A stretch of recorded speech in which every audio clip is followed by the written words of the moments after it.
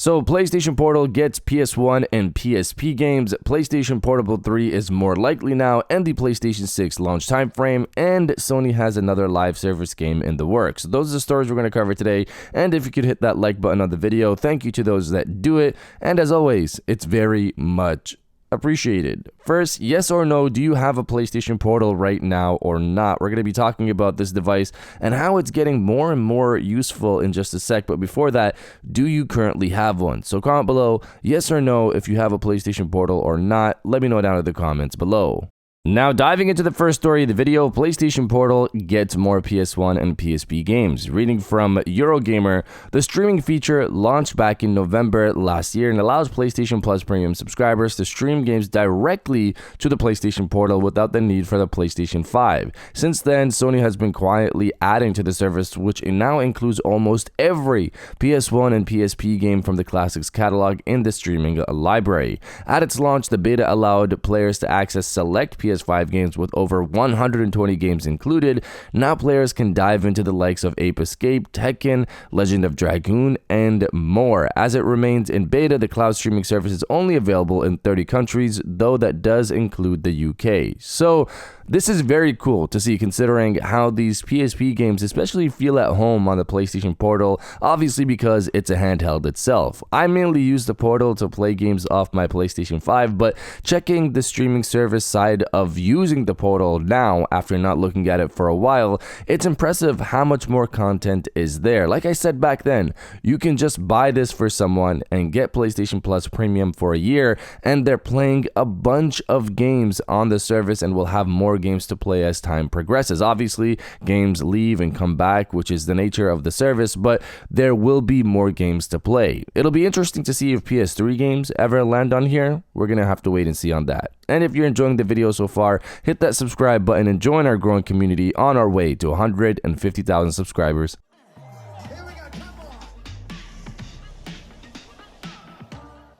Now diving into the second story of the video, Sony has another live service in the works. Reading from Insider Gaming, there's another live service competitive multiplayer title in the works at PlayStation, but the identity of the game is yet to be revealed. In a recent job posting that was discovered from PlayStation, it was revealed that a studio under the label is working on an unannounced project that's set to feature competitive, esports, and live service elements. On Reddit, eagle-eyed users spotted the recently posted job listing from an undetermined studio.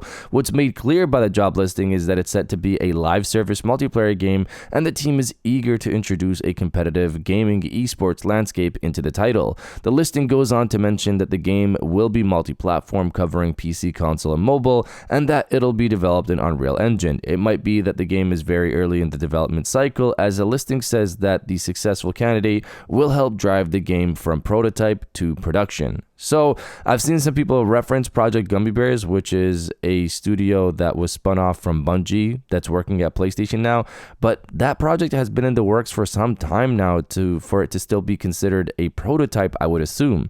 This could be Jason Blundel's new game, considering they probably started work on that in early 2023 after Jason left Deviation Games in late 2022, so they could have finished the conception phase and the pre-production phase and are now moving over to full production. That would make sense. The game they had at Deviation Games, I believe, was meant to have campaign, co-op, and multiplayer, so I'm not surprised we're seeing these different job listings that mention co-op, live service, multiplayer, etc. potentially associated with this project.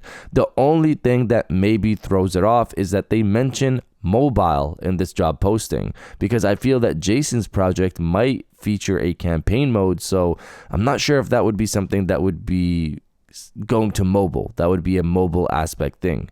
I'm very curious to see what Jason does, however, obviously, but this could be something else, like maybe it is Project Gummy Bears, since that's being developed in Unreal Engine from what we've heard from rumors. But you guys let me know if you're a fan of Call of Duty Zombies or not. Let me know down in the comments below.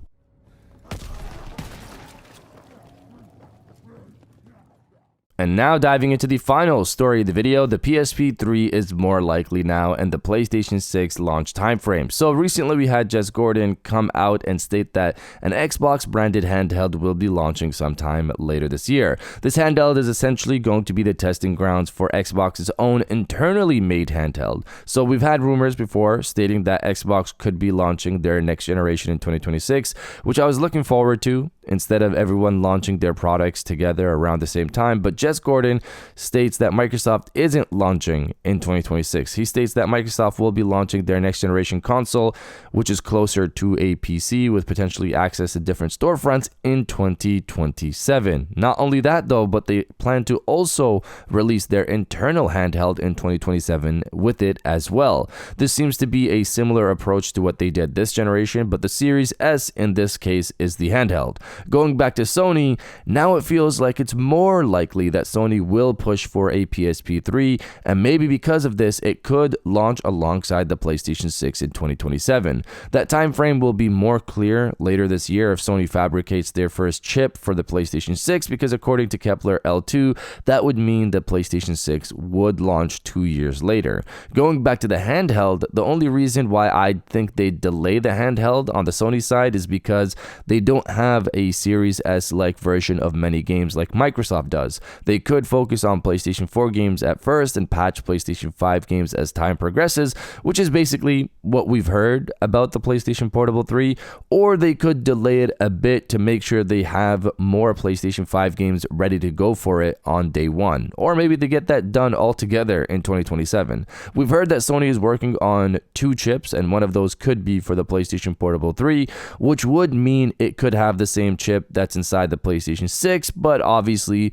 a weaker version of it. I'm very excited for the next generation of PlayStation, and you guys obviously know we're going to be covering that here as time progresses all the way up to launch, but you guys let me know if you're excited for the next generation of PlayStation or not. Let me know down in the comments below, and if you guys did enjoy this video, please hit that like button as it always helps, and subscribe if you're new. I got new videos every Monday, Wednesday, and Friday, and now I'll check you guys out on the next one. And welcome back to the after show. This is the part of the video where we have a little fun down in the comments below. If you're old, welcome back. If you're new, welcome. For today's thing, what I want you guys to do is to body, obliterate, destroy, and overall harass the comment section with ready for the PSP3. Obviously, if you're excited for the next generation of PlayStation handheld, which we haven't had one since the PlayStation Vita all the way back in, 2013, 2012? It was a long time ago, so definitely I'm very excited for a new proper PlayStation Portable handheld. If you are as well, destroy the comment section with ready for the PSP3, and I'll definitely heart those comments like I always do, because I appreciate everybody who stays to the end of my videos. And now I'll check you guys out on the next one.